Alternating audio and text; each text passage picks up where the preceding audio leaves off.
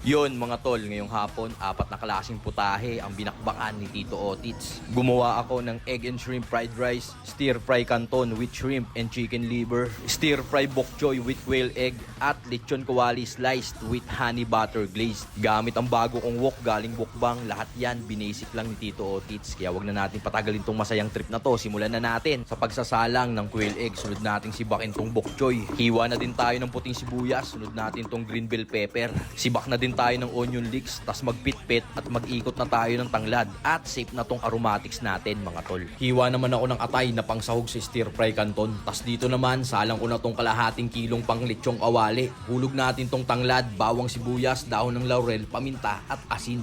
At after 1.5 hour, eto na siya mga tol, malambot na siya. Rekta lapag dito sa ating sangkalan, tasiwain na natin gamit tong Serbian butcher knife ng Wokbang na talaga namang sobrang quality. Tas yan, lagay muna natin sa freezer bago natin isalang. At mga tol, itong kasangga ko sa kusina at araw-araw na kasama ko sa paggawa ng content. Ito ang aking Wokbang Chinese Wok na pre-seasoned na. Sabunin muna natin maigi, harap likod mga tropa. Napakaganda nito, check nyo, nasa yellow basket ko lang to mga tol. At after natin anlawan, rekta na tayo dito sa taas. Ito na yung wokbang na nasabunan natin kanina. Edis tayo ng kalan.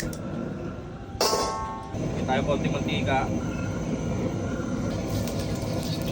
Okay na to mga tol. Bawasan natin mantika. Pwede na natin gamitin. Ito na yung mga na-mise plus nating mga ingredients na gagamitin natin sa ating 4 na putahe. Egg and shrimp fried rice. Unahin natin lulutuin mga tol.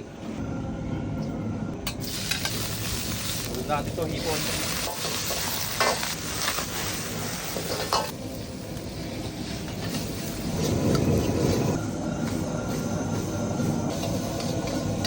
Kunin natin mga hipon mga tol para hindi siya madurog pagka inano na natin tong kanin. Dagdag tayo konting oil.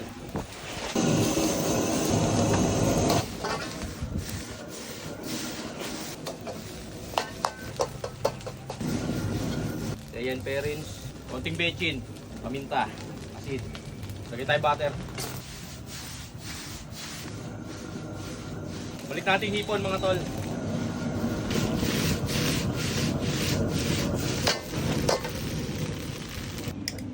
Stir fry bok choy with quail egg naman ang susunod natin babanatan. Hindi na natin kailangan maghugas kasi antimano ito, merong ang walis kawali. Pag rumuksikan itong wokbang ko na to, may kasama na nito.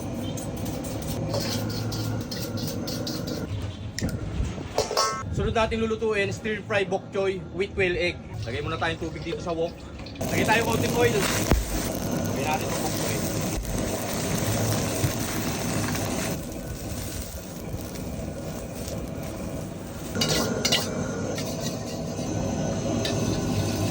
Bawang. Asin, bechin, konti, paminta. Quail egg lagay natin. Konting oyster. Dagdag tayo tubig.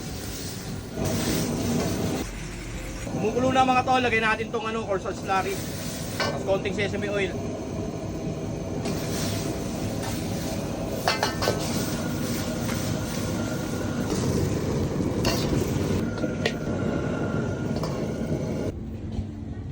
Lechong kawali naman, lulutuin natin ngayon.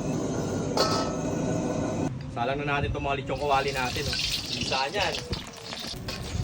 Isa lang boss.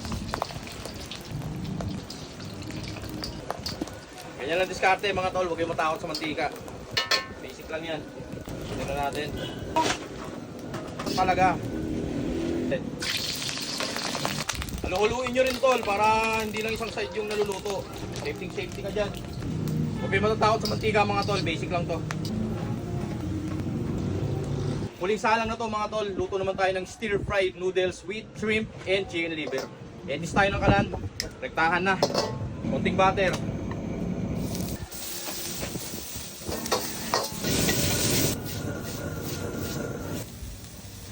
Lagay tayo chicken liver.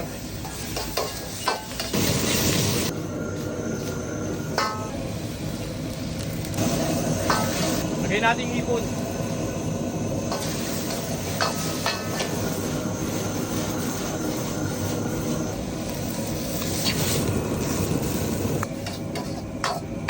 Timplahan na natin to mga tol. Nakurap lang video namin pero ito na yun.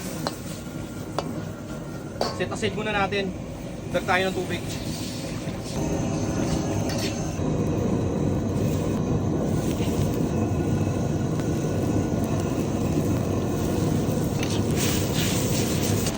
Lagay natin itong kanton.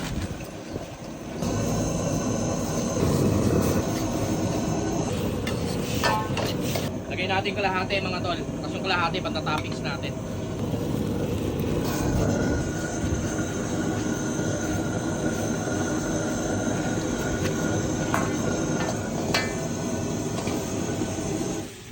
Tip, gawa naman tayo ng honey butter glaze. Butter. Lagay tayong generous amount ng honey. Pang-glaze natin to sa ating lechon kawali. Kunting layan pa rin.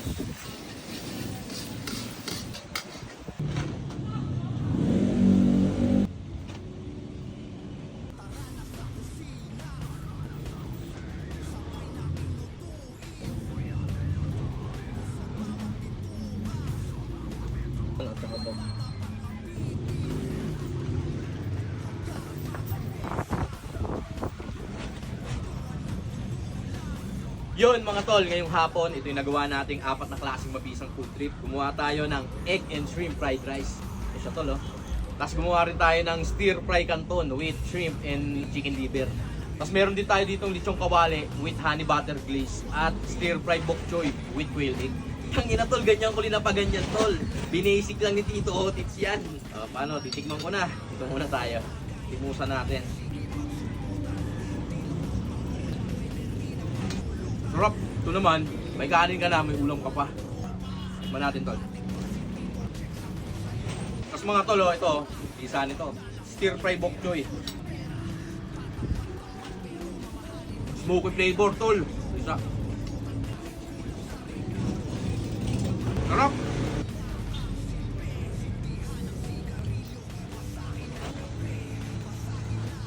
Sarap mga tol, quality. Paano mga tol, enjoy lang namin to. Hanggang dito na lang.